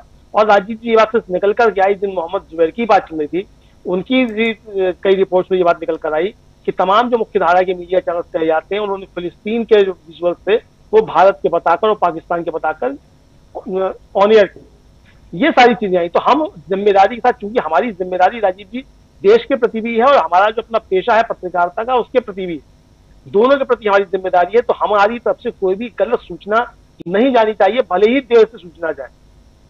अगर गलत सूचना जाएगी और जल्दीबाजी में जाएगी तो उसका इम्पैक्ट गलत होगा। हम भले ही सूचना देर से दें, लेकिन जितनी देंगे वो मुकम्मल सूचना होगी और सही सूचना होगी। ये हम अपनी जिम्मेदारी का निभा कर रहे हैं। बहुत सीधी सी बात ये है। इसलिए राजीव जो आज प्रेस कॉन्फ्रेंस हुई है उसमें बहुत चीजें स्पष्ट हो गई है। कल रात में पाकिस्तान ने जिस तरीके से हमले किए उसके जवाब दिए गए, और ये बात भी आ गई जो आज कहा कर्नल सोफिया ने कि हमने जब प्रेस कॉन्फ्रेंस की थी तो हमने साफ कहा था कि हमने पाकिस्तान का कोई भी मिलिट्री एस्टेब्लिशमेंट जो है उसको हमने निशाना नहीं बनाया है, हमने कोई उसके नागरिक जो थे उनको निशाना नहीं बनाया है। हमने वही अड्डे चिन्हित किए जो वहां आतंक के अड्डे थे, जहां पे आतंकवादी प्रशिक्षण लेते थे, हमने उनको चिन्हित करके कार्रवाई की है। लेकिन पाकिस्तान ने जिस तरीके से हमला किया है वो हमारे नागरिकों पर हमला किया है। और जैसा कि कल कह रहे थे जलील साहब भी कि नागरिकों जो वहां हताहत हुए वो सूचनाएं नहीं आ रही, तो आज वो बात आई। तो वही है कि देर से आई भले, लेकिन वो बात आई और ये यहाँ से कहा गया भारत की तरफ से कि उसने हमारे नागरिकों पे हमला किया है। तो अब राजीव जी अगर पाकिस्तान इसी तरीके से हमारे नागरिकों पे हमले करेगा तो जाहिर सी बात है कि उसका जवाब फिर उसी तरीके से दिया जाएगा। रक्षा मंत्री ने जो कहा है वो सिर्फ रक्षा मंत्री का बयान नहीं है, इससे पहले हम लोग उनकी निंदा कर सकते थे कि वो कड़ी निंदा मंत्री है, लेकिन आज रक्षा मंत्री ने जब कहा है तो भारत के रक्षा मंत्री के तौर पर कहा है और उसी तौर पर हम उसको ले रहे हैं। उसी तौर पर दुनिया को भी संदेश जा रहा है कि भारत की उसी तरीके से कार्रवाई करेगा जिस भाषा में पाकिस्तान समझना चाहेगा, क्योंकि अब मामला जो है वो सिर से ऊपर जा चुका है और अब पूरे तरीके से पूरी दुनिया में ये लामबंदी करनी पड़ेगी कि पाकिस्तान में जिस तरीके से आतंकवादी प्रशिक्षण ले रहे हैं और पाकिस्तान जिस तरीके से आतंकवादियों की आड़ बनकर खड़ा हो गया है, अब ये समय आ गया है कि पाकिस्तान को बेनकाब किया जाए और उसके लाया जाए कि वही इन आतंकवादी प्रशिक्षण केंद्रों को प्रशिक्षण दे रहा है। अगर पाकिस्तान के हमले इसी तरीके से हमारे नागरिकों पर होते हैं तो ये साफ हो जाएगा बिल्कुल कि पाकिस्तान के ऊपर कि वही इन आतंकवादी प्रशिक्षण केंद्रों के पीछे है और उसी के ये होते हैं। हालांकि ये साफ पहले भी कई बार हो चुका है, लेकिन अब ये और एकदम स्पष्ट हो जाएगा क्योंकि भारत ने कह दिया है कि हमने ना तो आपके किसी नागरिक ठिकाने को हमने लक्ष्य किया, ना हमने आपके किसी सैनिक ठिकाने को हमने लक्ष्य किया था, हमने सिर्फ आतंकी अड्डों को ही लक्ष्य किया था। और कल भी हमने राजीव की बात कही थी और आज फिर हम कह रहे हैं कि जिन ठिकानों पर हमले किए गए उनमें जो आतंकवादी मारे गए या जो आतंकवादी निशाने पर थे वो सभी आतंकवादी यूएन की भी उस लिस्ट में शामिल हैं जो यूएन ने आतंकवादियों की लिस्ट जारी की है। तो अगर यूएन अब ये कहता है कि दोनों देश शांति बरते तो यूएन से भी अब सवाल भारत को करना चाहिए कि आप किस आधार पर कह सकते हैं कि हम शांति बरते हैं जब आतंकवादी वहां हैं और हमने निशाना बनाया है और पाकिस्तान स्वीकार कर रहा है कि वही आतंकवादियों के उस पर हमले हुए। तो यूएन साहब आप हमको शांत बैठने की बात क्यों कह रहे हैं? पाकिस्तान से कहिए कि वो अपने आतंकवादी अड्डे खत्म करे, तो हमको ये बात हम मजबूती के साथ कहनी पड़ेगी। बिल्कुल बिल्कुल।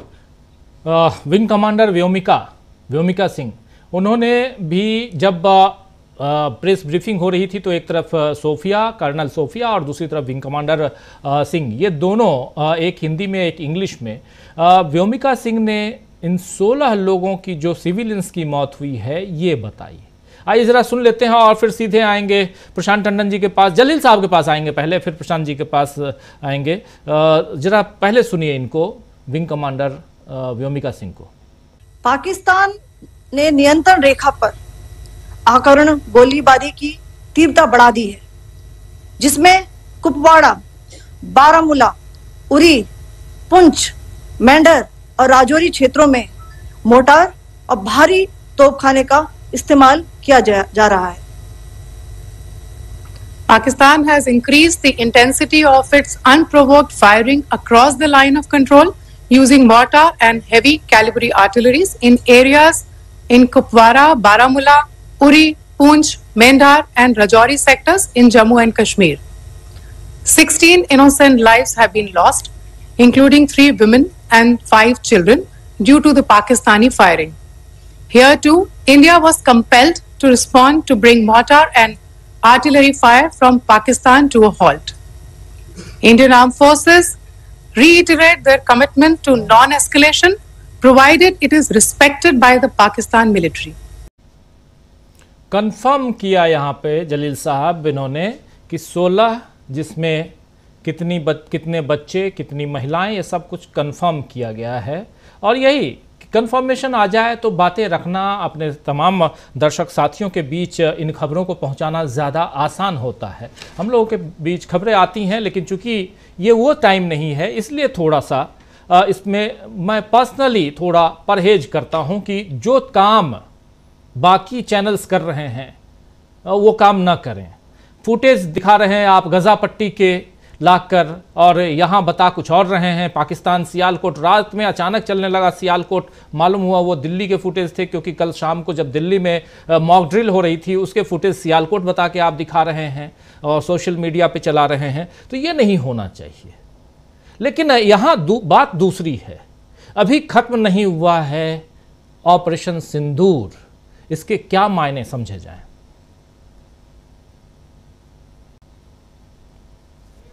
अनम्यूट कर लीजिए जलील साहब, अनम्यूट कीजिए।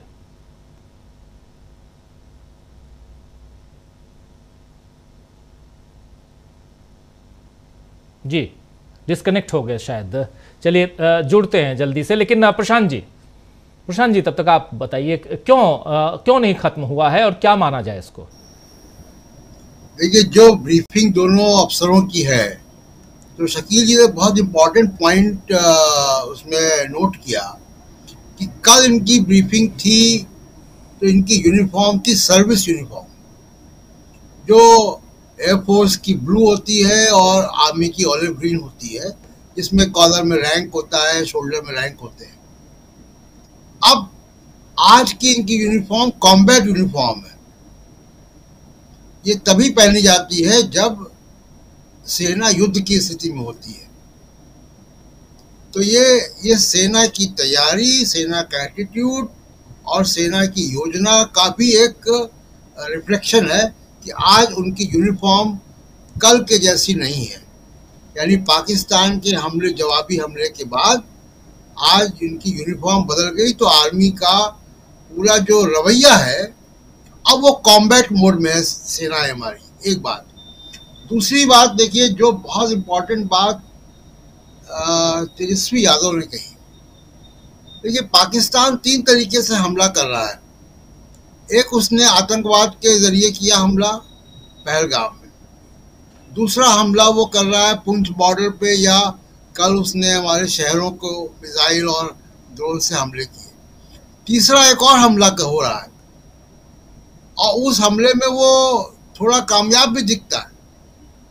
वो है डिसइंफॉर्मेशन का हमला, प्रोपेगेंडा का हमला, क्योंकि उसका साथ यहाँ पे भारत में लोग कुछ दे रहे हैं। मैं एक मिसाल देता हूँ आपको, और कि पुंछ पुलिस ने स्पष्ट किया है कि मोहम्मद इकबाल जो पुंछ में मारे गए, उनको इस गोदी मीडिया ने कह दिया कि वो आतंकवादी है, और पुंछ की पुलिस ने कहा कि ये आतंकवादी नहीं है और ये निर्दोष, ये देशभक्त है, आतंकवादी नहीं है और हम कार्रवाई करेंगे। तब कार्रवाई होनी चाहिए इस पर।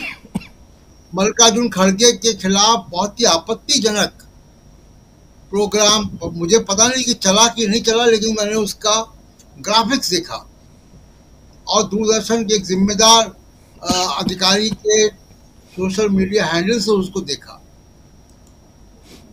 ये जो हो रहा है भारत में, जो मिस्त्री साहब खुद भी कह रहे थे कि आतंकवादियों का एक उद्देश्य था कि भारत में सांप्रदायिक माहौल बिगाड़ो।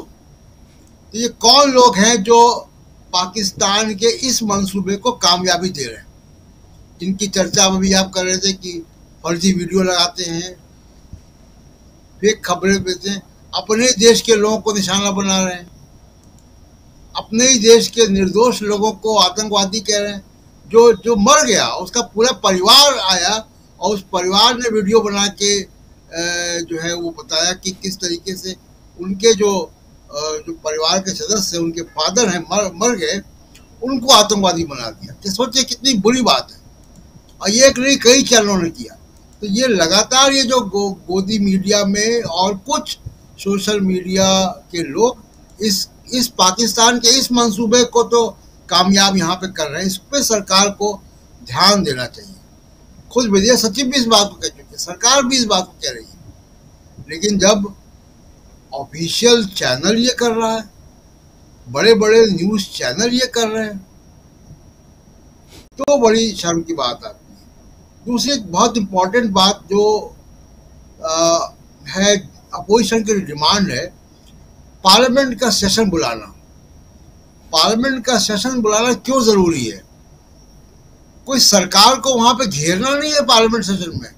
इस वक्त तो सरकार विपक्ष सब एक होगा, लेकिन उसका अंतर्राष्ट्रीय बिरादरी में बहुत बड़ा संदेश जाएगा। जब पार्लियामेंट ये कहेगी, भारत की पार्लियामेंट ये कहेगी कि ये जो रेजिस्टेंस फ्रंट है, TRF जिसको कहा जा रहा है, ये लश्कर तैयबा का विंग है, इसी ने जिम्मेदारी ली है पहलगाम हमले की और 2 बार जिम्मेदारी ली है, इसको प्रतिबंधित किया जाए।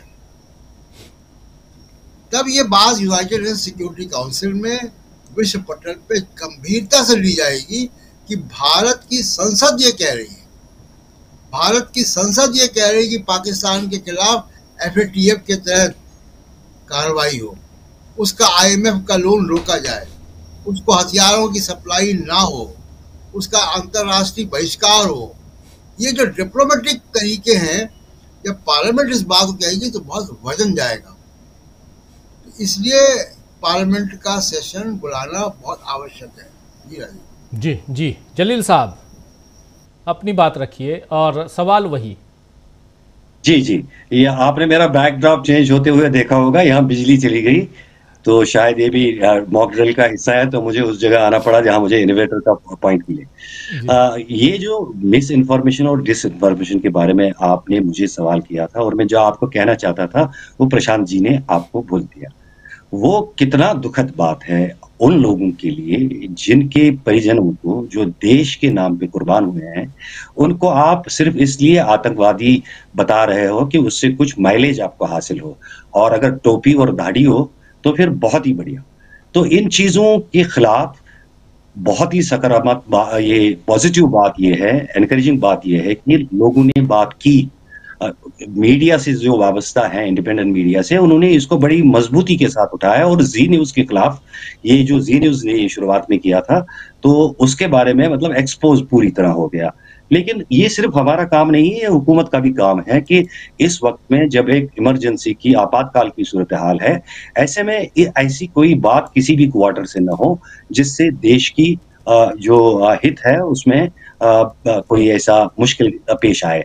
आप देखें कि उन 26 मासूमों ने अपनी कुर्बानी को देकर कई मुद्दत के बाद देश को एक पेज पे लाया, मुत्तहिद किया, यूनाइट किया।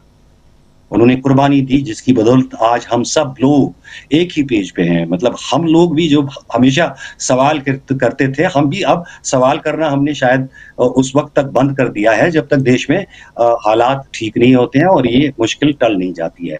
बाकी रही हिंदुस्तान और पाकिस्तान के बैकड्रॉप में बात, जो आजकल हालात हैं, हम एक ऐसा मुल्क है जो जंग में यकीन नहीं करते हैं, लेकिन अगर थोपा जाए तो उसका जवाब भी हमें अच्छी तरह देना आता है, और वो दुनिया के सामने है कि इस सूरत हाल में हमने अपनी महारत का भी ये किया, दिखाया हमारी महारत कैसी है, उसका भी हमने प्रदर्शन किया, और इसका भी प्रदर्शन किया कि हम कितने रेस्ट्रेंट करने वाले लोग भी हैं। लेकिन जहां तक सिविलियन किलिंग्स की बात है, इसके बारे में मैं ये कहना चाहूंगा कि इसका मुस्तकिल हल क्या होगा। जंग तो हम हमेशा तो नहीं करेंगे ना, इसका मुस्तकबिल हल मेरे ख्याल से ये है कि हम डिफेंस लाइंस को मजबूत करके, जो कि हैं भी, जो कि हमने साबित भी किया, हम अपनी इंटरनल सिक्योरिटी पे भी ध्यान दें। ये जो लोग आते हैं, ये जो मतलब मैं उनको मच्छर ही कहूंगा, ये मच्छर हमारी नाक में किस तरह घुसते हैं और हमें मालूम भी नहीं पड़ता है। तो इन चीजों को अब की बार जो हमें एक्सपीरियंस हुई है पहलगाम के वाकये से, कि वो लोग 400 किलोमीटर 300 किलोमीटर चल के आए और कहीं भी डिटेक्ट नहीं हुए, और जब उन्होंने वो वारदात कर दी, उसके बाद भी वो जब यहाँ से भाग गए, तब भी हम उनको डिटेक्ट नहीं कर पाए। तो जरूरत इस बात की है कि जंग हमारी जमीन पे लड़ी जा रही है, खून हम लोगों का बह रहा है, तो हम हमेशा जंग करने के लिए नहीं जाएंगे, तब भी हमारा जानी, चाहे हम कुछ भी नुकसान पहुंचाएं दुश्मन को, लेकिन जानी नुकसान और माली नुकसान हमारा भी तो हो रहा है। हम हमेशा के लिए जंग को मतलब जारी नहीं रख सकते हैं। इसलिए जरूरी इस बात की है कि हमारे पास सारी टेक्नोलॉजी है, हमारे पास साधन है और हमारे पास काबिल लोग भी हैं। तो जो ये हमारी जमीनों पर खून की होली और हमारे खून से खेली जा रही है, हमको जरूर ये फर्ज बनता है कि हम अपने इंटरनल सिक्योरिटी को बहुत मजबूत करें और उसके साथ साथ इस बात का भी ख्याल रखें कि देश बट न पाए। और इस तरह की जो मुल्क के अंदर हमने सूरत हाल देखी, जहां कश्मीरियों ने सड़कों पे निकल के दुख का इजहार किया, जहां उन्होंने इस मामले में जो भी उनको कर सकते थे वो किया और उसके बाद भी मार खाई, वो नहीं होना चाहिए। देश नहीं बंटना चाहिए। काफी अरसे के बाद, 30-35 साल के बाद, सारा कश्मीर एक ही पेज पे है, एक ही आवाज दे रहा है कि इन लोगों के खिलाफ सख्त से सख्त कार्रवाई की जाए, आइंदा ऐसी कोई वारदात न घटे। और जो लोग इस चीज में मारे गए हैं, इस हमले में, उनके साथ हमदर्दी का इजहार किया है और शोक का इजहार किया है। तो आप कश्मीरी एक बार फिर वापस देश की धारा में आए हैं। इस चीज को मद्देनजर रखते हुए अब हम को इसका एडवांटेज लेना चाहिए और इन रिश्तों को मजीद मजबूत करने की जरूरत है। जरूरत इस बात की है कि हम अपने अंदर की भी देखें, और बाहर तो देख ही रहे हैं, लेकिन जरूरत इस बात की है कि हम अपने अंदर देखें और अपने सफों को मजबूत कर लें, ताकि दुश्मन हमारे अंदर घुसने में कामयाब न हो जाए और हमें चोट पहुंचाकर बिल्कुल बिला सजा के यहाँ से चले जाने के काबिल नहीं। जी बिल्कुल बिल्कुल। प्रेम कुमार जी क्या कहेंगे? जी राजीव जी, देखिए, सर्वदलीय बैठक में जो एक आवाज उठी और राहुल गांधी ने जो संसद का सत्र बुलाने की मांग की, जिस बारे में हमें पता लगता है, जब मल्लिकार्जुन खड़गे जी ने जो ट्वीट किया है उसमें इसका जिक्र है कि राहुल गांधी ने सर्वदलीय बैठक में संसद का सत्र बुलाने की मांग की है। आपके ही चैनल पर हम लोगों ने संसद का सत्र बुलाने की लगातार मांग की है और ऑपरेशन सिंदूर से पहले भी मांग की है, हमले के पहलगाम हमले के बाद भी मांग की और लगातार की है। हमारा यही कहना होता रहा है कि जब पाकिस्तान अपने यहाँ संसद का सत्र बुला सकता है, भारत को कंडेम करने का, भारत को की निंदा करने का प्रस्ताव पारित कर सकता है और एकजुटता दिखा सकता है और उसी आधार पर वो यूएन में चर्चा करा सकता है, तो हम यहाँ पीछे क्यों हैं? ये सवाल हम उठाते रहे। और आज भी, आज जबकि पीड़ित देश हम हैं, हमारे ऊपर आतंकी हमला हुआ है, तो हम इस चीज को दुनिया के सामने क्यों नहीं बता पा रहे हैं या बता पाए हैं? ये सवाल बना हुआ है। संसद का सत्र बुलाया जाना दुनिया के सबसे बड़े लोकतांत्रिक देश होने के नाते एक पहला कदम होना चाहिए और इसको जितना डिले करेंगे वो उतना गलत होगा। आज चाहे हमें पहलगाम का हमला हो, क्या पहलगाम के शहीद लोगों को संसद से संवेदना का अधिकार नहीं है? संसद के मौन रहने का, उनसे सांत्वना पाने का अधिकार नहीं है? देश है ना संसद का मतलब क्या है? देश केवल कैबिनेट की बैठक देश थोड़े है, सर्वदलीय बैठक देश थोड़े है। संसद रियल मायने में देश है। सर्वदलीय बैठक में देश की सभी पार्टियां आती हैं क्या? आप बोलिए ना, बुलाया भी जाता है क्या? नहीं बुलाया जाता है। चुनिंदा कुछ पार्टियों को बुला लिया जाता है, उस सर्वदलीय बैठक बोलते हैं। संसद में तो सारे रिप्रेजेंटेटिव होते हैं देश के, चाहे लोकसभा राज्यसभा, तो देश का मतलब संसद है। इसलिए संसद का सत्र बुलाया जाना बहुत जरूरी है वहां से दुनिया को मैसेज दिया जाना चाहिए। ये एक वक्त की आवश्यकता है। इसके बाद वो तमाम एक्शंस जो हमारी ओर से लिए जा रहे हैं, अभी आने वाले समय में भी बहुत गंभीर समय है। पाकिस्तान क्या करेगा, जैसे 15 शहरों को उसने टारगेट किया, आज कुछ और करने वाला है क्या, हमारी ओर से अलर्ट पर हैं। देश सरकार के साथ है, सरकार के कहे अनुसार सेना एक्टिव है, उसको पूरी छूट मिली हुई है। ये सारी चीजें हैं, लेकिन साथ साथ देश के सभी वर्ग के लोगों का समर्थन, उसकी मोहब्बत, उसको एक नजरिए से देखना, किसी में भी कमतर का एहसास नहीं होने देना, ये भी साथ साथ करते रहने की जरूरत है। और ये उससे बड़ा काम है। देखिए, पाकिस्तान में हम अटैक करते हैं, उनको जवाब देते हैं, आतंकियों को दहशत में डालते हैं कि वो दोबारा हम पर हमला न करे।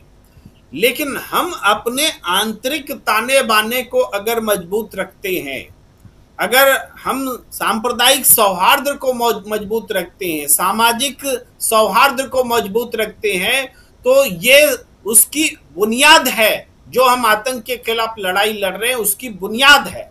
तो इस बुनियाद को और मजबूत करने की आवश्यकता है और निरंतर मजबूत करने की आवश्यकता है।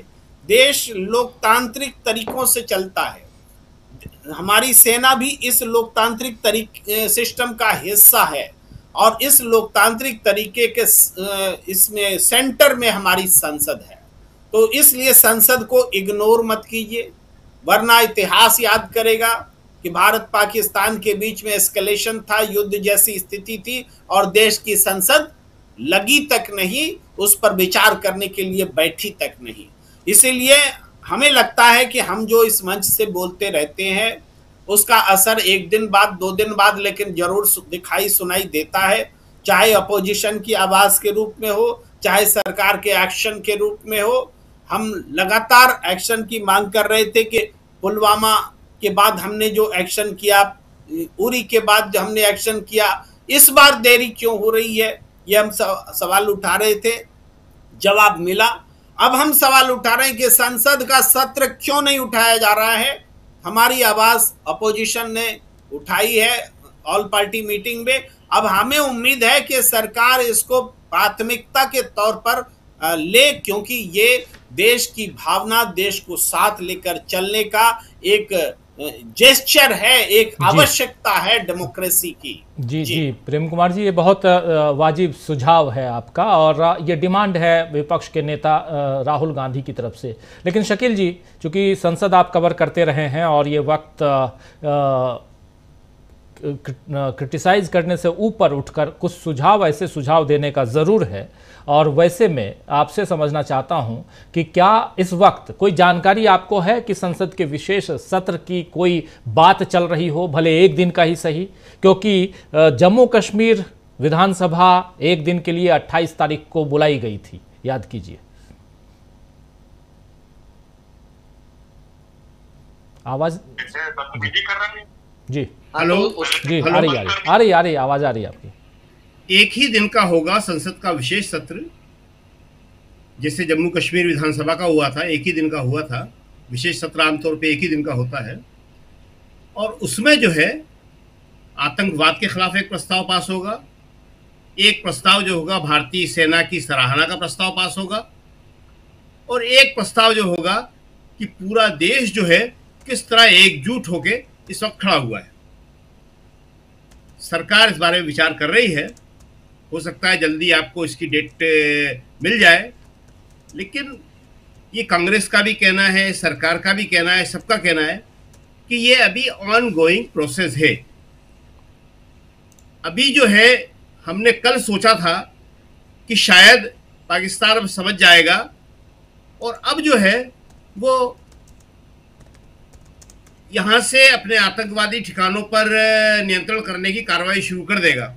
लेकिन आज जैसा कि देखा गया कि वो अपने आतंकवादियों को सलामी दे रहा है, उनकी सेना और पुलिस दे रही है, उसके बाद स्थितियां और बिगड़ने की तरफ जा रही हैं।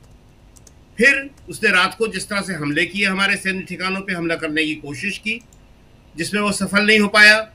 तो इसलिए अभी कहना मुश्किल है आज की तारीख में, ऑपरेशन सिंदूर हो जाने के बाद में, कि ये संसद का विशेष सत्र की डेट क्या होगी।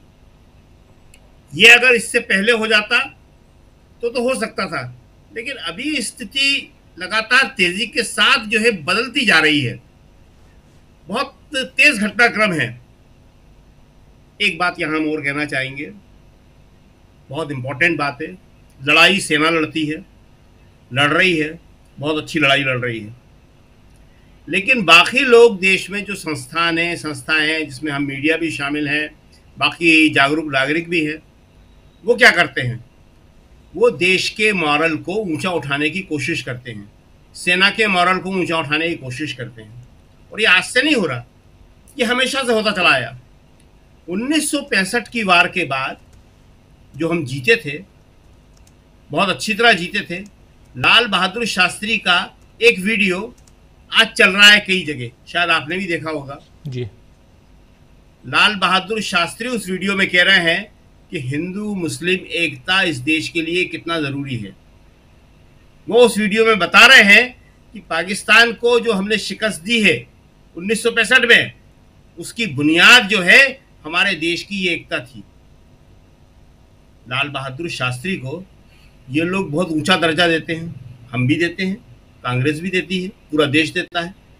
65 वार के हीरो थे वो, जय जवान जय किसान नारा देने वाले थे वो। लेकिन बीजेपी जो है, खुद प्रधानमंत्री जो है, उन्हें कई बार या हमेशा ही नेहरू से ऊपर दिखाने की कोशिश करती है। दिखाएं, उनकी मर्जी है, सरदार पटेल को भी दिखाने की कोशिश करती है, सुभाष चंद्र बोस को भी करती है, लेकिन उनकी कोई बात तो मान लें। लाल बहादुर शास्त्री ने उस वीडियो में बहुत साफ तौर पे कहा था, उसे दिखाना चाहिए जगह जगह, कि इस जीत की बुनियाद ये है हिंदू मुस्लिम एकता। और आज खुद हमारी सरकार ये मान रही है, विदेश सचिव मान रहे हैं कि पाकिस्तान की कोशिश यही थी, और उस कोशिश को अगर हमारे ही लोग जो है सफल होने दें, इससे बड़े दुर्भाग्य की बात कोई नहीं हो सकती। इसलिए प्रधानमंत्री का सामने आना जरूरी है, प्रधानमंत्री का बोलना जरूरी है।